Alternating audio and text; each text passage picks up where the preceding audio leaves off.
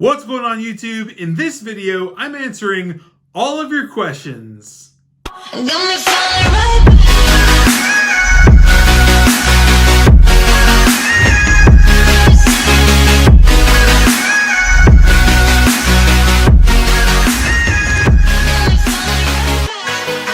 What's up guys? Thank you so much for checking out my YouTube channel and another one of my YouTube videos. I appreciate you so much for liking, subscribing, and commenting on my videos. I really appreciate that lately. It's ranking everything up and I super appreciate all of you subscribers. So thank you very much. Now, in today's video, I am going to be answering all of your questions. The reason I say that is because a couple weeks ago, I posted a thread in the group Six Figure Recruiters. If you're not a part of Six Figure Recruiters, link in description. Definitely you need to be there. And I basically asked a simple question. What is one thing that you would like to know more about in recruiting and staffing? Of course, this thread did not disappoint, and almost 50 individuals responded with a singular question that were generally really good. And so I wanted to run through those questions and basically give you my answers on a surface level. I'm not going to go deep on all of these because there's almost 50 questions, but I want to really give you some value here and answer what I can answer and go as in-depth as I can. So I have the thread open right here in front of me, and I'm just going to go down the thread in order and answer the questions in sequence. So let's get started. All right, so the first question on the thread is, someone wants every single possible detail, anything about contract staffing. They say that there's nothing out there that gives them a step-by-step guide or tour on how it's done precisely and done well.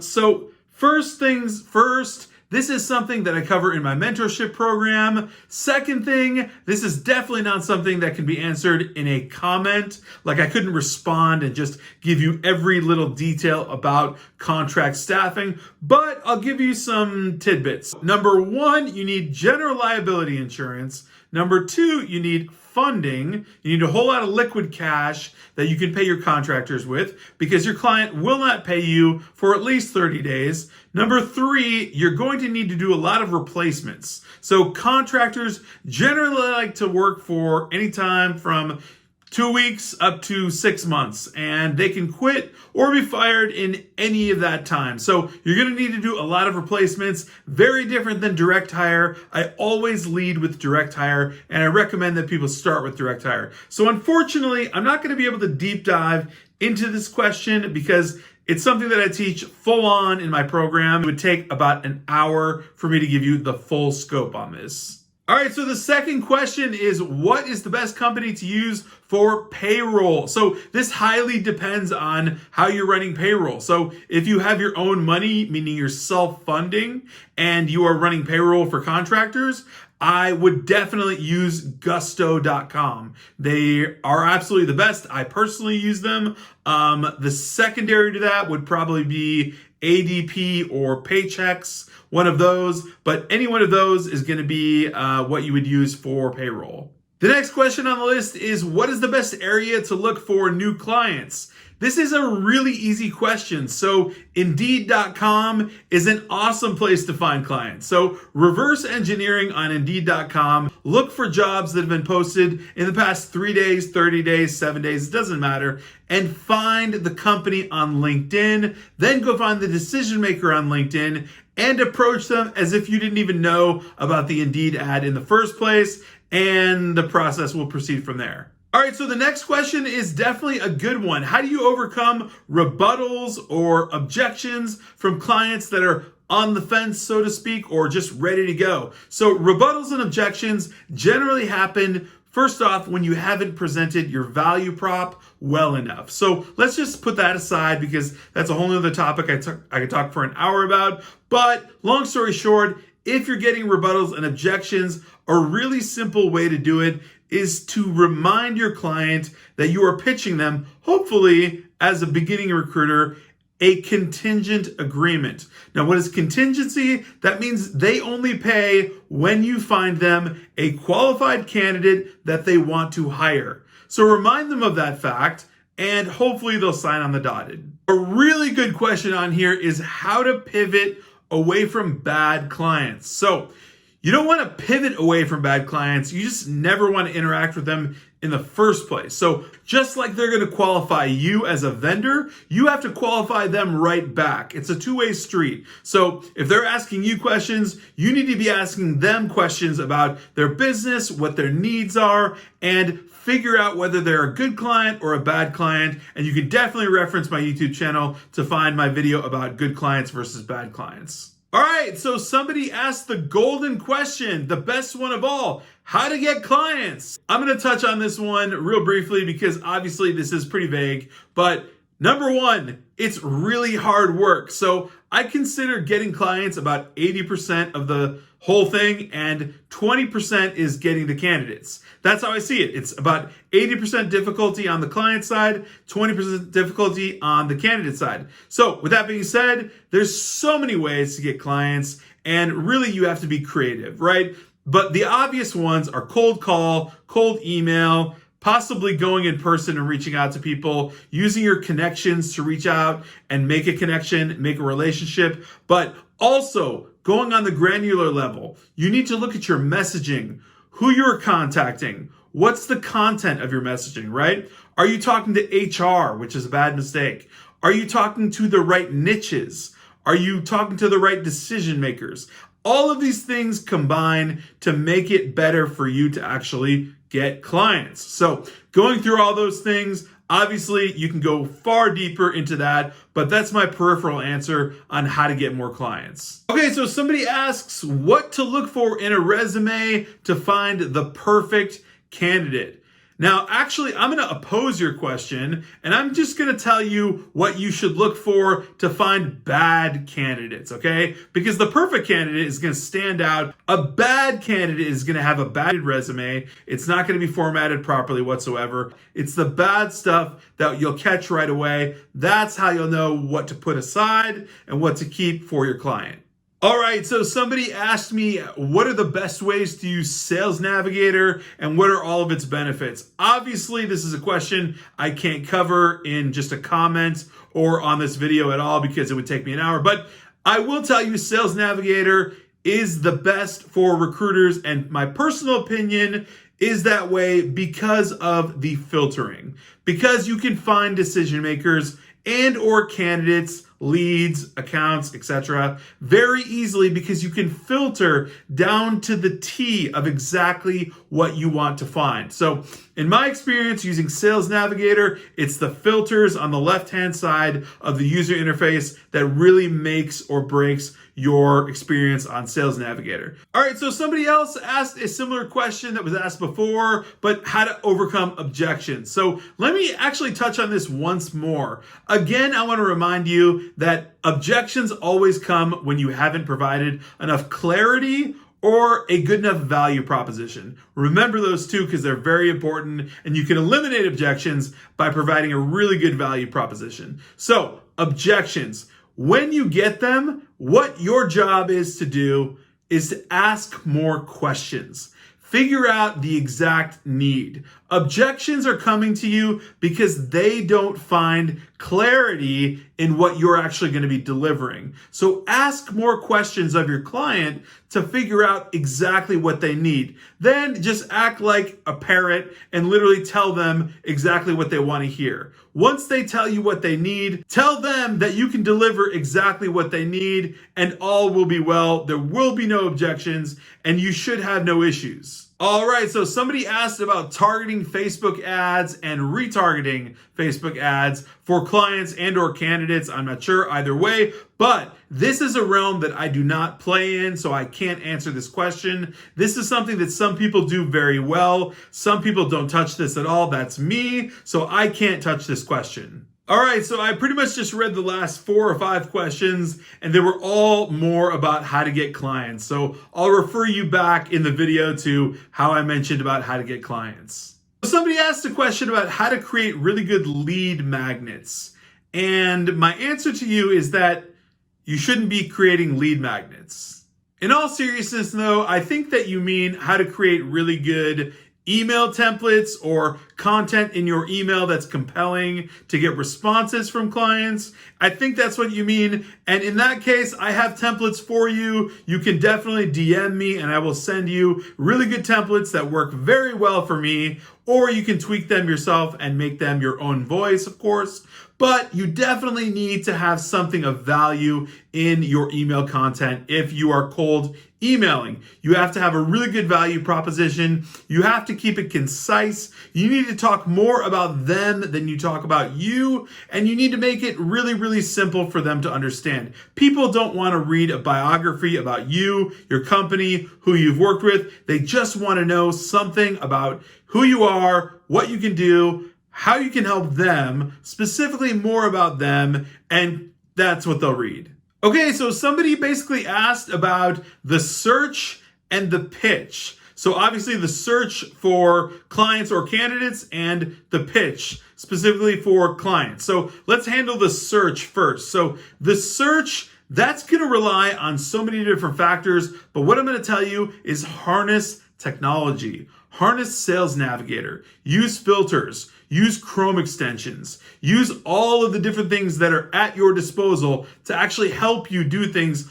automated so that you don't even have to actually find people specifically on your own. So that's one element, right? Now let's talk about the pitch. So obviously the pitch, when you're talking to clients, you have to differentiate yourself a little bit. You've got to give them a reason, a good value prop as to why they should work with you rather than the 100 other emails they got from other vendors in your city. So prop yourself up, give yourself some sort of value, credentials, some sort of reasoning or rationale as to maybe why you're working in this space alone, why you're the best in that space, or something of that nature so that they can respond well. And oftentimes get creative with this.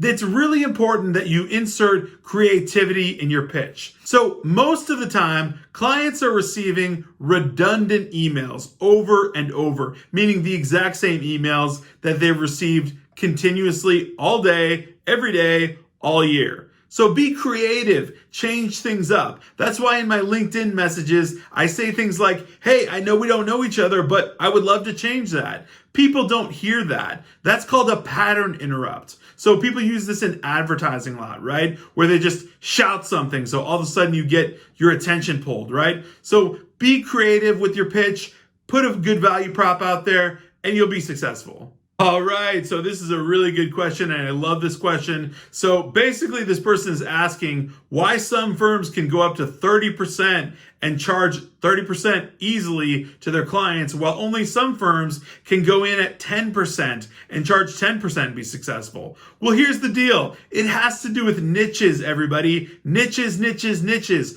Understand that when I talk about charging 10%, I'm talking about working in general labor. I'm talking about someone who drives a forklift. I'm talking about somebody who literally picks stuff from a large shelf and distributes it on a non-CDL truck, okay? That's an $18 an hour position. That's a 10% position. When companies are taking a 30% deal on, that means they're taking on an executive level position. You've got to understand that niches differentiate the percentage you charge to your clients. Everyone must understand this. If you don't get this point, you don't understand recruiting whatsoever. You have to understand that niches are going to vary your percentage.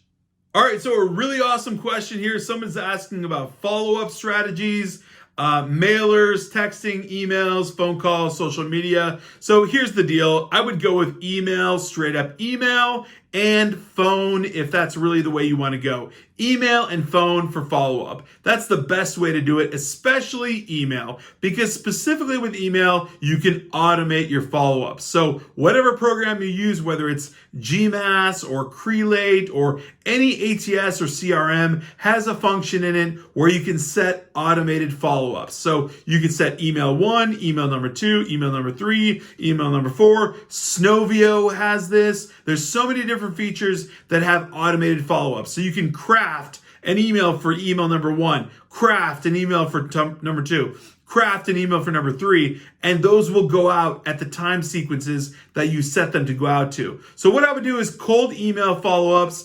automated. That's how I would run that. All right, so somebody asked about how to redact resumes.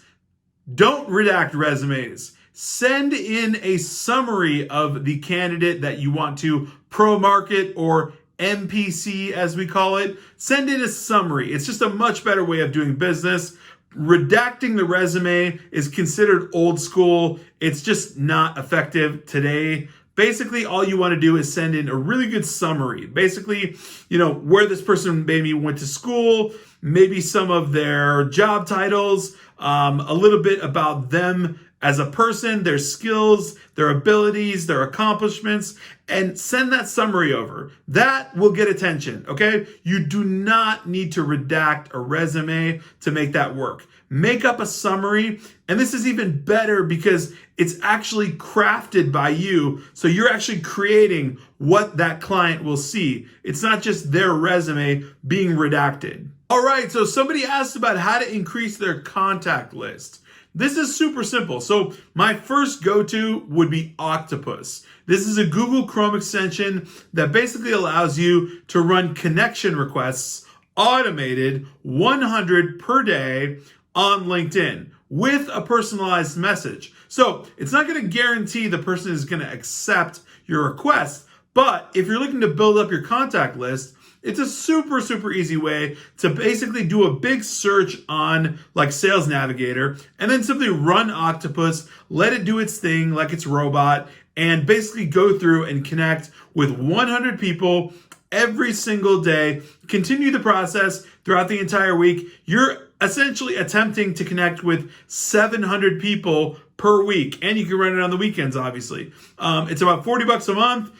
There's a 7-day free trial. I would definitely check out Octopus. Aha, somebody asked about funding. Okay, so obviously for contracting or temp staffing, the number one thing you need is money. You have to fund your people. You're hiring them. No one else will pay them but you. So you definitely need funding. This is a really good question. So at the end of the day, there are plenty of funding companies. One that comes to mind is People 2.0, which also is basically a back office. They handle your insurance, they handle all kinds of payroll and everything else, but they also give you money for funding. So here's the deal though. They will take a percentage of your profit. You have to understand that when someone's giving you money, they're definitely going to take some of that money back when you earn profit. So get funding from someone like People 2.0, or just Google other funding companies. There's so many out there that fund recruiters for contract staffing. All right, so somebody asked another really good question about pivoting into brand new markets, if you want to change niches or something like that, and how to gain traction in that new market. And I would actually revert right back to what I just said about Octopus. So Octopus, obviously, like I said, allows you to connect with 100 connections per day. So running Octopus in the medical field or in IT or in construction or wherever you want to connect with hiring managers or decision makers, run Octopus and basically see who you connect with. Everyone that I talk to that utilizes Octopus has a really good success story for me, and I hear it all the time. So definitely harness Octopus or other automation tools. So last but not least, somebody asked about invoice write-ups. This is the simplest thing ever. Literally just Google a tool called Free Invoice Generator, and it will basically give you a PDF invoice form that you fill out automatically on your computer, and you basically turn it into a PDF, send it over to your client, and get paid. All right, guys, so I just ran through that entire thread and answered every single question. There were a lot of redundant questions about how to get clients or how to get funding. So I pretty much covered everything that was asked on this thread. So hopefully that added a lot of value to you. If it did, please smash that like button just to spread this video, rank the video up. I would truly appreciate it. Hit the subscribe button and the alert button so you know every single time I come out with a new video. Until then.